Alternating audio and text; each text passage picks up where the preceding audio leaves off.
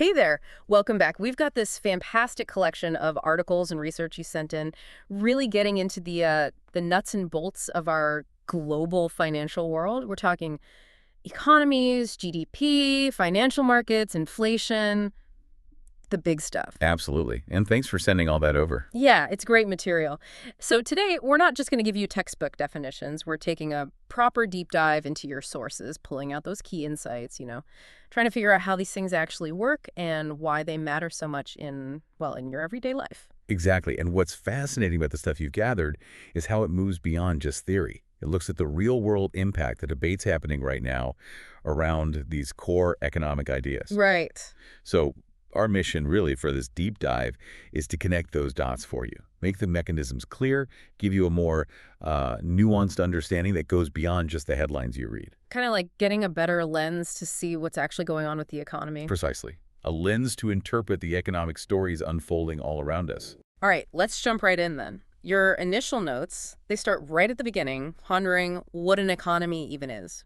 We hear the Indian economy, the U.S. economy all the time. But what does that really mean? One of your articles really hammered this home. It's not just money changing hands. It's this huge complex system, right, within a country, maybe a region, Yeah, defined area usually. where all the making, moving, and using of goods and services happens. It's like this grand stage where people make choices, use resources.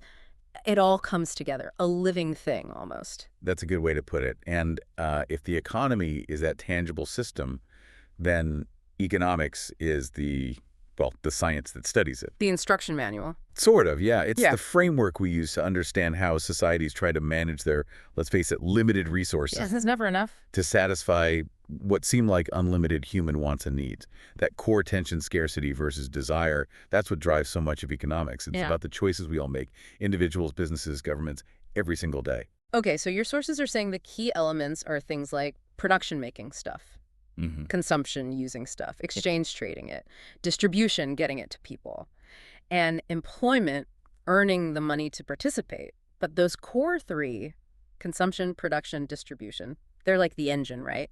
Constantly cycling. Absolutely. It's a continuous loop. We produce, it gets distributed, people consume it, and that demand fuels more production. It just keeps going. And for that production part, one of your articles really focused on the factors of production. Ah, yes, fundamental stuff. Yeah, it said there are basically four key ingredients you need to produce anything. Can you break those down for us? Sure. So first up, there's land. But in economics, it's broader than just dirt. It means all natural resources. Like minerals, water, forests. Exactly. The physical space, the raw materials from the earth, even things like sunlight for solar power. Its finite nature is often the starting point for scarcity. Got it. What's next? Second is labor. This is the human element, the physical work, the mental effort, the skills people bring, from a construction worker to a software engineer. Your notes mention AI here too. Right. Even with advanced AI, you still need humans to design it, build it, operate it, fix it. Labor remains crucial, both in quantity and, importantly, quality. Okay. Land, labor. Yeah. What's third?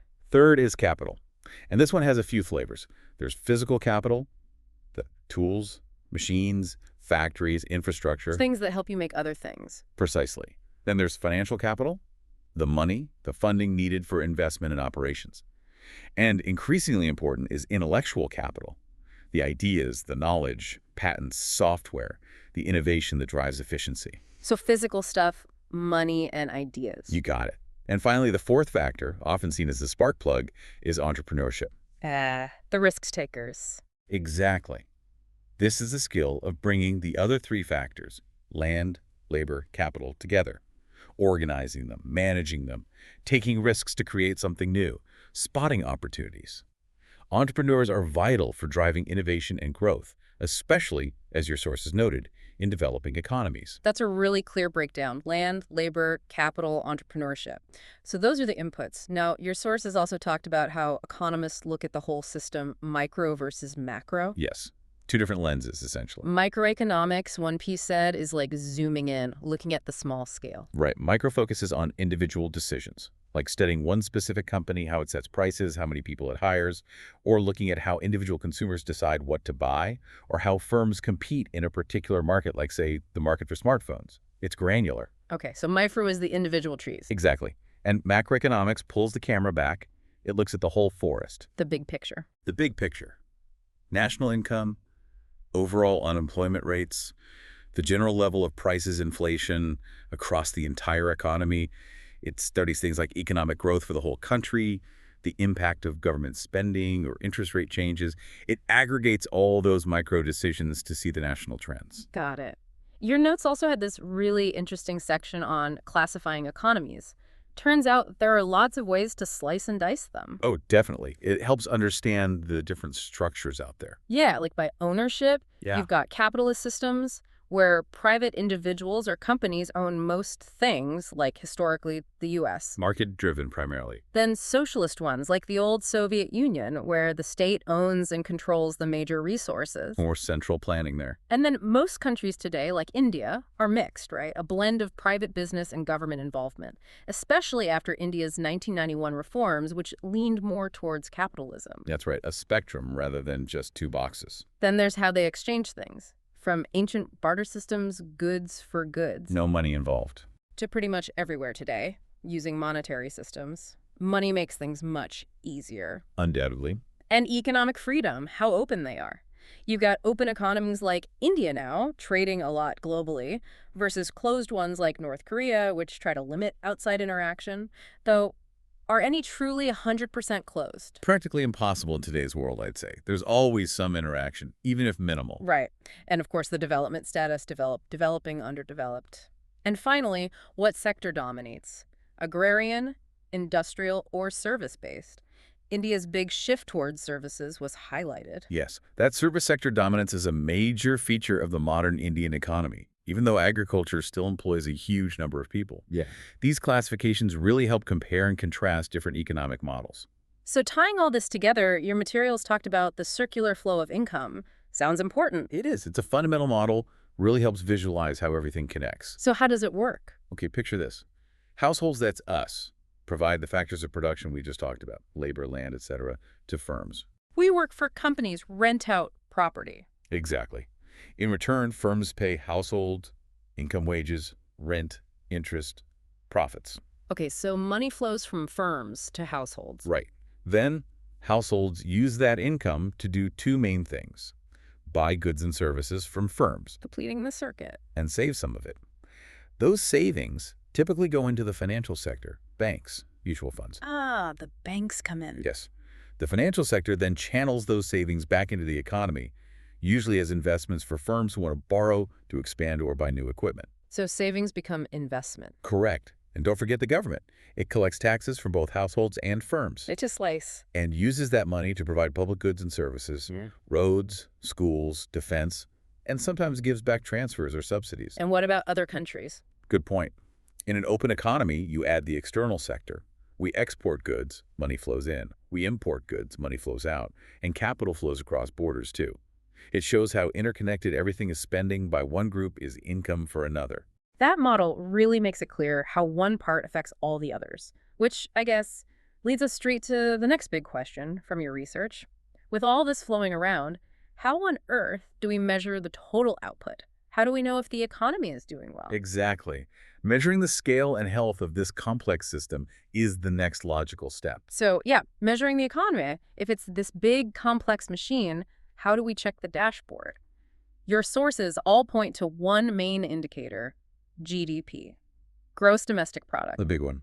Right. And it's not just a number politicians throw around. GDP is essentially the total money value of all the final goods and services Final being the key word there. produced inside a country's geographical borders. Location matters. Over a specific time period, usually a year or a quarter, it's like the country's total production summed up in one figure. Precisely.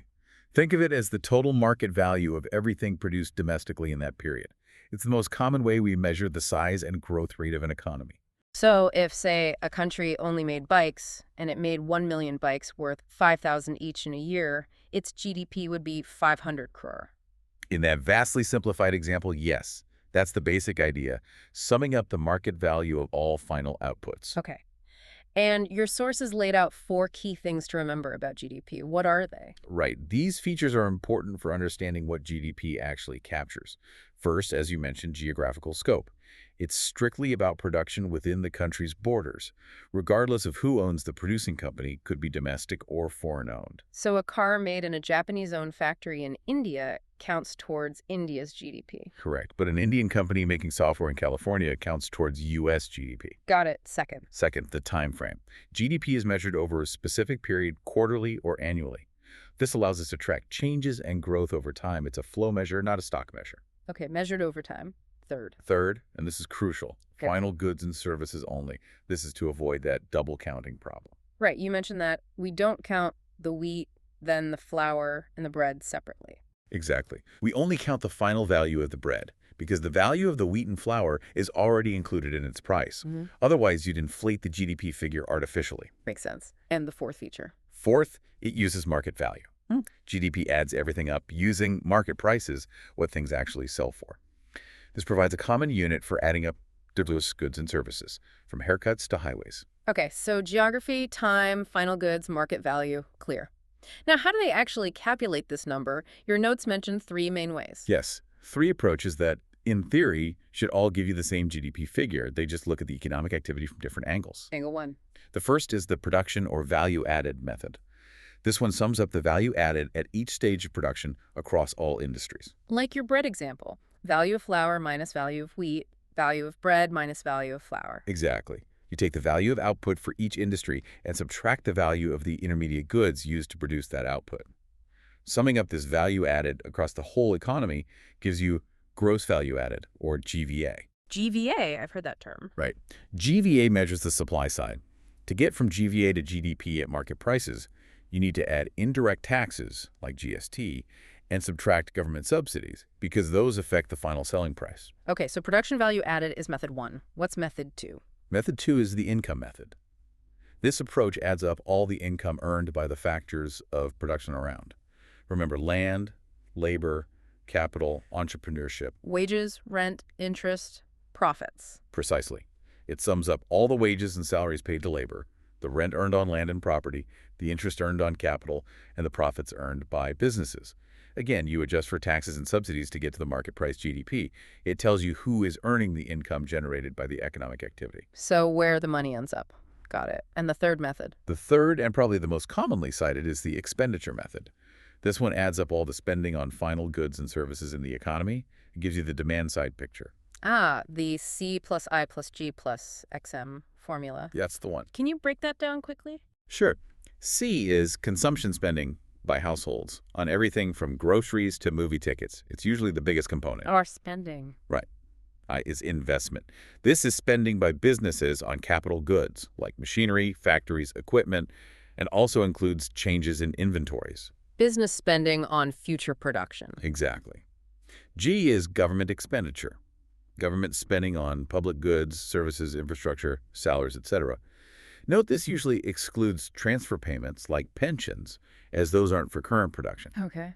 And finally, XM is net exports. That's the value of exports, X minus the value of imports. Yep. Exports add to domestic production demand, while imports represent spending on foreign goods. So consumption plus investment plus government spending plus net exports, that covers all the spending. Correct. And the beauty is because every pound spent is a pound earned, and every pound earned comes from producing something.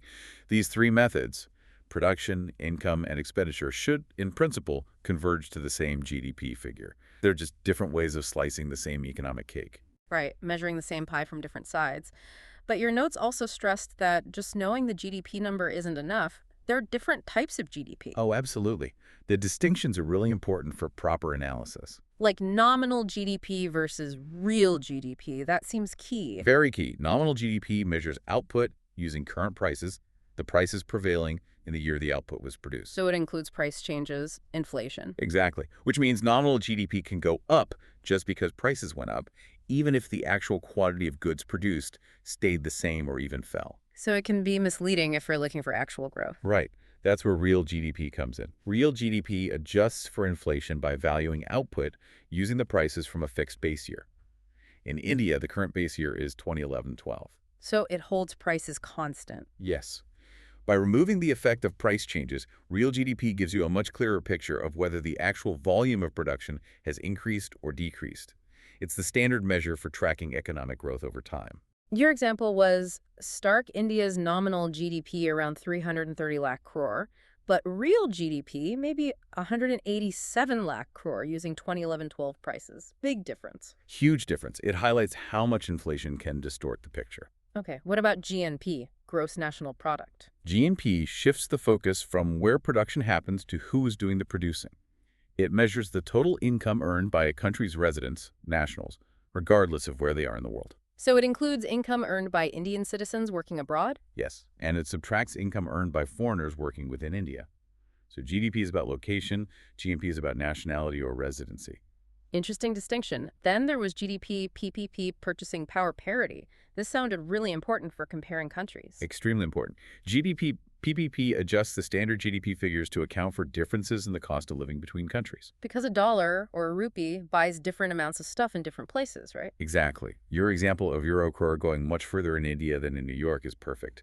PPP tries to equalize the purchasing power of different currencies. And it makes a massive difference for countries like India. Massive. India's nominal GDP is around $4 trillion, maybe fifth or sixth largest. But in PPP terms, it jumps to over $17 trillion, making it the third largest globally, behind only China and the US.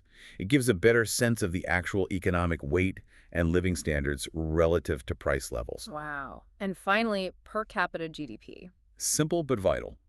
Just the total GDP divided by the country's population. So average income or output per person. Right. A country might have a huge total GDP like India or China, but because of their large populations, their GDP per capita can be much lower than smaller, wealthy countries like Switzerland or Singapore.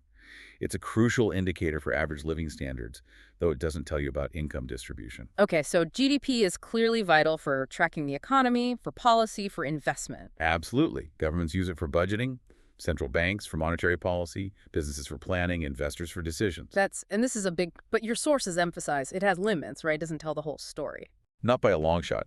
And acknowledging these limitations is crucial. It raises that vital question. Does a rising GDP automatically mean life is getting better for everyone? Often, the answer is no. Yeah, this is where it got really interesting in your notes. Like, GDP completely misses inequality. The pie might be getting bigger, but all the extra slices could be going to a tiny few. Precisely. It's an average. Tells you nothing about distribution. And it ignores all the valuable stuff that happens outside the formal market, right? Like unpaid work, housework, childcare, volunteering. Huge contributions to well-being, completely invisible to GDP. Plus the environmental cost. A factory might boost GDP but pollute a river, causing health problems and cleanup costs down the line. GDP doesn't subtract that damage. No, it often counts the polluting activity and any cleanup spending as positive contributions. It doesn't measure sustainability or resource depletion. It just measures quantity, not quality of life. Like, are people healthier, happier, have more leisure time? GDP is silent on that. Completely silent. And a big one, especially for developing economies like India, is the informal or black economy. Undeclared transactions, cash jobs. A lot of economic activity might simply not get captured in the official figures. So the official GDP might actually understate the real level of activity. These are pretty significant blind spots. No, they really are. It's why relying solely on GDP as a measure of national progress can be misleading. There's a growing movement to look at broader indicators of well-being. Who calculates this in India? Your notes mention the NSO. Yes, the National Statistical Office, under the Ministry of Statistics and Program Implementation, they release the figures quarterly. And the base year for real GDP is still 2011-12, but maybe changing soon. That's the discussion, moving it to a more recent year like 2022-23 to better reflect the current structure of the economy. Base years need periodic updating. And that sectoral contribution point was striking, services being the biggest chunk of GDP, around 55–60%. Followed by industry around 30%. And agriculture only about 16%, even though it employs almost half the workforce. Yes, that highlights a major structural issue in the Indian economy. The disparity in productivity and income between agriculture and the other sectors. Okay, so that's GDP, how we measure the economy's output, warts and all. Now, let's shift gears. Your sources use this powerful analogy, financial markets, as the lifeblood of the economy. It's a very apt analogy. So these aren't just places where stocks are traded. They're more fundamental than that. Much more fundamental. Think of them as the entire circulatory system for money and capital. They are the marketplaces where financial instruments, not just stocks, but bonds, currencies, derivatives, you name it, are traded. And their core job is? Their core job, as your materials really emphasized, is to act as a bridge. They connect those with excess funds, the surplus unit savers, investors. People like us with savings accounts or big pension funds. Right. They connect them with those who need funds, the deficit units, businesses wanting to expand, governments needing to finance projects, individuals taking out loans. So they channel money from savers to borrower spenders. Exactly. They are the nerve center that facilitates this flow of capital, ensuring money doesn't just sit idle, but gets put to productive use. Without efficient financial markets, that whole process would be incredibly slow, difficult, and expensive. Okay, so channeling funds is job one. What else do they do? Your notes listed quite a few functions. They do wear many hats, yes. Beyond mobilizing savings into investment, a key role is facilitating price discovery. Finding the right price for things. Essentially, yes. Yeah. Through the constant interaction of buyers and sellers, financial markets help determine the fair market value of assets like shares or bonds, reflecting all available information and market sentiment. Like a continuous auction. In a way. They also provide liquidity. This means making it easy to buy or sell financial assets quickly without causing a drastic change in their price. So I can sell my shares easily if I need the cash. That's the idea. This liquidity encourages people to invest in the first place, knowing they aren't necessarily locked in forever. It also helps companies raise capital through things like IPOs. Okay, what else? They significantly reduce transaction and information costs. Centralized markets make it easier and cheaper to find buyers or sellers and access information compared to searching individually. More efficient trading. Much more efficient. And linked to that, they promote the efficient allocation of resources. Ideally, capital flows through the markets to the most promising and productive investments, sectors, or companies driving overall economic growth. Money goes where it can be used best. That's the goal. And finally, a crucial function is risk management and hedging. Dealing with uncertainty. Yes. Financial markets offer tools, especially derivatives like futures and options, that allow businesses and investors to protect themselves against adverse price movements or other financial risks. Think of a farmer locking in a price for their future crop, or an airline hedging against rising fuel prices. Insurance also falls under this broader umbrella of risk management facilitated by financial markets. So mobilizing savings, price discovery, liquidity, lower costs, efficient allocation, risk management. Quite a list. Who are the main players involved here? It's a diverse cast, as your sources outlined. You have households, individuals like us, acting as savers and investors. Putting money in banks, buying stocks. Exactly. Then you have firms or companies often needing capital, so they issue stocks and bonds. The borrowers, often. Yes. Governments are also big players, borrowing money by issuing government bonds or treasury bills. To fund public spending. Right. Crucially, you have the intermediaries. These are the institutions that facilitate the flows. Banks, NBSCs, non-banking financial companies, mutual funds, investment banks, stockbrokers. They connect the savers and borrowers. The pipes of the system. Good analogy.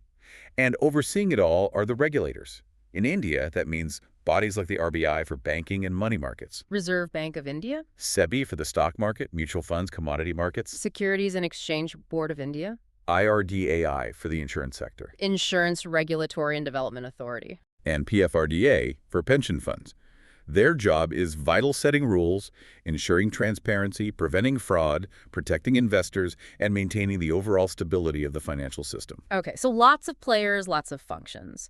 Now, your notes made a big distinction between two main types of markets, money market and capital market. Yes, this is a fundamental split based on the maturity of the instruments traded. So the money market is for? Short-term stuff, instruments that mature in less than 1 year.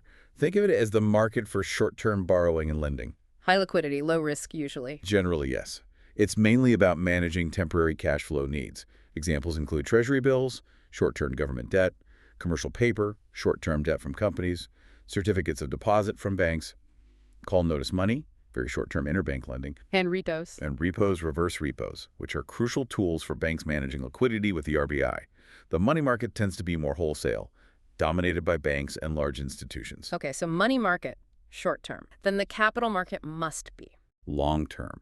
This is where instruments with maturities of more than 1 year are traded.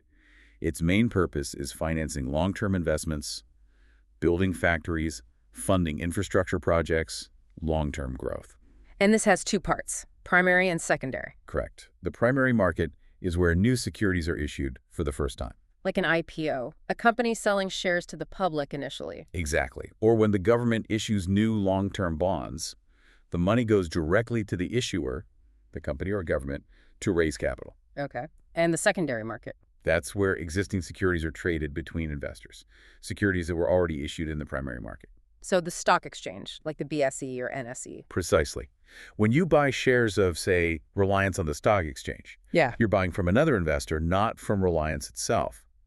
The secondary market provides liquidity for investors who bought in the primary market. Got it. Primary is new issues, secondary is trading existing ones, and both are part of the long-term capital market. Exactly. Beyond those two big ones, your research mentioned other specialized markets too. Yes, the financial world is quite segmented. You have the derivatives market, trading things like futures and options. The value depends on something else, like a stock price. Right, their value is derived from an underlying asset. Used a lot for hedging risk, but also for speculation, which can be risky. Then the commodity market, trading gold, oil, agricultural goods. Yes, often through futures contracts, allowing people to bet on price movements without physically handling the goods. SEBI regulates this now in India, The debt market or bond market. focusing specifically on trading bonds, both government bonds, GSECs, and corporate bonds, crucial for long-term borrowing for governments and companies. Forex market for currencies. Essential for international trade and investment. Huge volumes traded daily. Insurance market for protection, regulated by IRDAI. Correct. Life, health, general insurance, managing personal and business risks. And the pension market for retirement savings, like NPS, EPF, regulated by PFRDA. Yes, managing those long-term savings pools to provide retirement income. Wow, okay. It's a complex ecosystem. So the overall significance, as your notes put it, is huge. Immense. You really can't overstate it. A well-functioning financial market drives economic development by channeling savings into investment. It's crucial for monetary policy transmission, how RBI's rate changes affect the economy. It aids inflation control. It provides government financing. It mobilizes capital efficiently, creates investment opportunities, promotes financial inclusion, ensures efficient resource allocation, facilitates global integration, and helps maintain financial stability. It truly is the heart of a modern economy. But it's not perfect. There are challenges, dangers. Your sources didn't shy away from those. No, and it's important to be aware of the downsides and risks. Like volatility. Markets can swing wildly, right? People can lose a lot of money quickly. The Harshad Mehta Kitan Parikh scams were mentioned as examples in India. Yes, those episodes severely damaged investor confidence and highlighted weaknesses. Markets can be prone to bubbles and crashes. And outright fraud and scams are still a risk. Unfortunately, yes. They erode trust, which is fundamental for markets to function. Another big one you flagged was financial illiteracy. Many people just don't understand enough to invest safely, especially with complex things like derivatives. That's a major challenge. Lack of understanding leads to poor decisions, susceptibility to scams, and potentially significant losses, particularly in risky segments like F&O trading. Education is key. Regulatory challenges, too. Overlaps, coordination issues between RBI, SEBI, bank failure sometimes happening. Yes, ensuring effective, coordinated, and proactive regulation across increasingly complex markets is an ongoing challenge everywhere. And retail participation, more people are investing, but still low compared to developed countries. It's growing, which is positive, but there's room for improvement in getting more of the population to benefit from long-term market growth. Global shocks like the 2008 crisis or COVID can hit markets hard. Absolutely. In a globalized world, problems can spread rapidly across borders, impacting markets everywhere. And issues within companies themselves. Corporate governance problems leading to scams, investors losing money. Yes, the quality of corporate governance is crucial for investor protection and market integrity. Failures there can have serious consequences. So plenty of challenges. But Yeah. are things improving? Your notes mention some positive recent developments. Yes, there's definitely progress. Regulators like SEBI are pushing for faster settlement cycles, aiming for T+0 eventually same-day settlement. That would be a big efficiency gain. Less risk, faster access to funds. Exactly. The RBI is actively working on a digital rupee, a central bank digital currency, which could transform payments. Interesting. There are ongoing efforts to boost retail participation through easier access and investor education, moves to better integrate commodity and capital markets, and a really significant trend is the growing focus on green bonds, funding eco-friendly projects. Precisely. Using the financial markets to channel capital towards sustainable and environmentally beneficial investments. That's likely to be a huge area of growth. Okay, fascinating stuff on financial markets. Let's move to our final topic, one that affects everyone's wallet. Inflation. Ah, yes, the persistent rise in prices. We all feel it, right? That feeling that your money just doesn't stretch as far as it used to. Your sources defined inflation as a sustained and continuous rise in the general price level over time. The keywords being sustained and general. It's not just one or two prices going up briefly. And the big impact. The value of your money goes down. That Euro 1,000 buys less rice today than it did a few years ago. That erosion of purchasing power is the main consequence for individuals. So what causes this? Your notes brought up the Phillips curve, an economist back in the 50s. Yes, A.W. Phillips. He studied historical UK data and found an interesting pattern, an inverse relationship between the rate of inflation and the rate of unemployment. So high inflation meant low unemployment, and low inflation meant high unemployment, like a trade-off. That's what his data suggested, at least in the period he studied. It implied policymakers could choose a point on this curve, accept a bit more inflation to get unemployment down, or vice versa. But that idea got challenged. This is where Milton Friedman came in again. Right. Friedman argued very influentially that this trade-off only worked in the short run. Why only short run? Because, he argued, people aren't stupid. If the government keeps trying to push unemployment down with inflationary policies, people will eventually expect higher inflation. They'll demand higher wages to compensate. Ah, so expectations adjust. Exactly. And when that happens, you could end up with the worst of both worlds. High inflation and high unemployment. A situation Friedman called stagflation. Stagnation plus inflation. Nasty combo. Very nasty. His work suggested there's a natural rate of unemployment, and trying to force it lower through inflation alone just leads to accelerating price rises in the long run without a permanent jobs gain. Okay, so that's the theory. What are the actual causes of inflation identified in your materials? Sounded like there were quite a few angles. There are. It's usually a mix of factors. Broadly, we can group them. First, demand pull inflation. Too much demand chasing too few goods. Exactly. Aggregate demand outstrips the economy's ability to supply.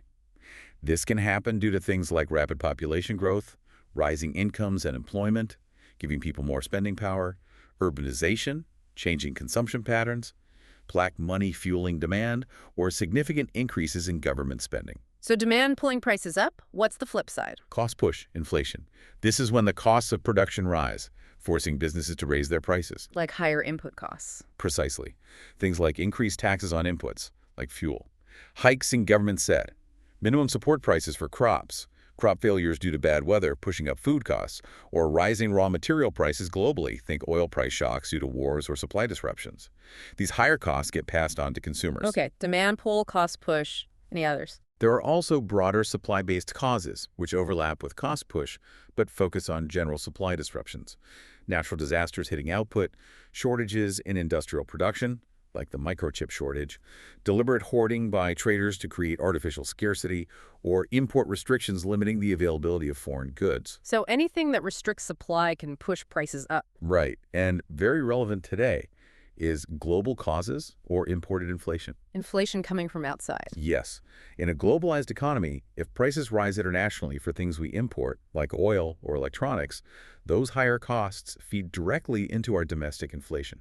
Trade wars, global shipping costs, currency fluctuations, they all play a role. And your notes listed a few other things too, like strikes, cartels. Yeah, things like trade union strikes reducing output, powerful cartels like OPEC manipulating oil supply, a high dependency on imports for essential goods, or even internal infrastructure bottlenecks that make it expensive to move goods around the country. It's often a complex cocktail of factors. Definitely sounds complex. And the terminology around inflation is also pretty dense. Your sources broke down quite a few key terms. We should probably run through some of the main ones. Good idea. Understanding the jargon is helpful. We already mentioned stagflation, high inflation plus high unemployment. What about deflation? Deflation is the opposite of inflation. It's a sustained fall in the general price level. Prices are actually going down. Sounds good, doesn't it? Cheaper stuff. It sounds good, but it can be very dangerous economically. If prices are falling, consumers delay spending hoping things get even cheaper. Businesses see profits shrink, cut wages, lay people off. It can lead to a downward spiral in demand and economic activity.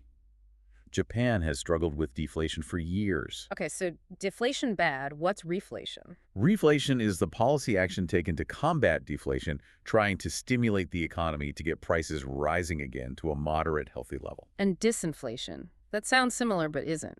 Right. Disinflation is not falling prices. It's inflation happening at a slower rate than before. So if inflation was 8% last year and is 5% this year, that's disinflation. Prices are still rising, just not as fast. Got it. Slowing inflation. Then there's the inflationary spiral or wage price spiral.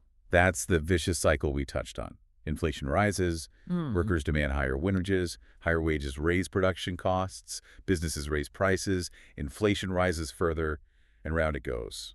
Hard to break. Liquidity trap. Sounds ominous. It's a situation often during deep recessions or deflation where pumping money into the economy doesn't work because interest rates are already near zero and people just hoard the cash instead of spending or investing it, usually out of fear or pessimism. Monetary policy becomes ineffective. Okay. Skewflation. Never heard that one. It refers to a situation where overall inflation might be moderate, but prices for specific essential items, often food, are rising very rapidly. It highlights uneven price pressures that can hit poorer households harder. Makes sense. Base effect. That sounds statistical. It is. It just means that the current inflation rate can look artificially high or low simply because the inflation rate in the comparison period, usually the same month last year, was unusually low or high. You need to look beyond the headline number to see the underlying trend. Right. Don't be fooled by the starting point. How about creeping, walking, running, galloping, hyperinflation? Those just classify inflation by its speed. Creeping is low, maybe under 3%, common in developed countries. Walking is moderate, maybe 3–10%, often seen in developing nations. Running is getting serious, 10–20%. Galloping is over 20%, very dangerous. And hyperinflation is totally out of control, prices skyrocketing daily or hourly. Money becomes worthless. Think historical examples like Weimar Germany or modern Zimbabwe or Venezuela. Okay, speeds of inflation. And headline versus core inflation. Headline inflation is the overall rate, including everything in the typical consumer basket. Core inflation excludes the volatile components, usually food and energy prices, because they can jump around a lot due to temporary factors like weather or geopolitics. So core gives a better sense of the underlying persistent trend. That's the idea, yes. Policymakers watch core inflation closely. One more. Hidden inflation. Ah, the sneaky one. That's when the price stays the same, but the quantity or quality of the product goes down. Your biscuit packet example was perfect. Same price, fewer biscuits. Or maybe the ingredients get cheaper. You're paying the same, but getting less value. Definitely sneaky. So with all this, is inflation always bad? Your notes suggested maybe not? Well, high, unpredictable inflation is definitely damaging. But a low, stable, and predictable rate of inflation, say around 2%, which many central banks target, can actually be beneficial. How so? Moderate inflation can gently encourage spending and investment because people know cash will lose a bit of value over time. It slightly reduces the real burden of debt, which helps borrowers, though hurts lenders. And it can allow businesses to adjust real wages more easily without nominal wage cuts, potentially boosting profits and maybe leading to more investment or hiring. So a little bit can grease the wheels of the economy. That's the argument. But the negative effects of high inflation are severe. Yeah. It kills purchasing power, hurts savers, and those on fixed incomes, worsens inequality, the rich can protect themselves better, creates uncertainty, and discourages long-term planning and investment. So controlling high inflation is crucial. How is it done? What are the tools? Governments and central banks have a toolkit, often used together. First, monetary policy, usually wielded by the central bank like the RBI. Raising interest rates. That's a key tool. Yeah. Increasing the repo rate makes borrowing more expensive for commercial banks, who then charge higher interest rates on loans to businesses and consumers. This dampens borrowing, spending, and investment, cooling down demand. What else can the RBI do? They can increase reserve requirements like the CRR or SLR, forcing banks to hold more cash in reserve and reducing the amount they can lend out. Or they can conduct open market operations, selling government bonds to banks to soak up excess money from the financial system. All these aim to tighten liquidity and reduce money supply growth. Okay, so the central bank controls money supply and interest rates. What about the government? Fiscal policy. Yes, the government uses its budget. To fight inflation, it can try to reduce its fiscal deficit by cutting spending or raising taxes. Less government spending reduces overall demand. Exactly. They could also rationalize subsidies, which might raise prices for some goods, but lowers government expenditure. Cutting unnecessary spending helps too. Or they could increase direct taxes, like income tax, which leaves people with less disposable income to spend, thus curbing demand. So tightening the government's belt. Are there other approaches? Yes, supply-side measures are crucial, especially if inflation is cost-push or due to shortages. This involves policies to boost agricultural and industrial production, increasing the supply of goods to meet demand. Making more stuff available. Right. Also, improving infrastructure, better roads, ports, storage reduces transport costs and wastage, making the supply chain more efficient. And sometimes, reducing import duties on essential goods can increase domestic supply and lower prices. Addressing the supply bottlenecks. And finally, in-quant policy. Direct controls. That's usually seen as a last resort. Directly controlling wages or prices can distort markets and be very difficult to implement effectively, often leading to shortages or black markets. Most economies try to avoid it if possible. So it's usually a combination of monetary tightening, fiscal restraint, and efforts to boost supply. That's typically the multi-pronged approach, yes. Wow, okay. We have covered a lot of ground today, from the very definition of an economy through measuring it with GDP, understanding the vital role of financial markets, and finally tackling the complexities of inflation, all drawing on those great sources you sent us. We certainly have. It's a whirlwind tour of some core economic pillars. Yeah, hopefully this deep dive has, cleared up some of the fog around these big concepts, shown how they link together, and maybe highlighted why they actually matter in the real world. I hope so too. And going back to that lifeblood analogy for financial markets, understanding how that blood flows, the markets, how much there is GDP, and how its value changes, inflation, really is key to making sense of the economic world around us. Definitely. And thinking ahead, based on everything we've discussed and the trends visible in your source materials, the increasing digitization, global interconnectedness, the focus on sustainability, it really raises a big question, doesn't it? How will these fundamental economic ideas and tools we've talked about today need to change? How will they adapt to tackle the new challenges and opportunities of the future economy? What does that mean for you, for your financial journey? That's a great question to leave things on. How will these pillars evolve? Something for all of us to keep thinking about. Thanks for digging into this with us today. My pleasure. Always fascinating stuff.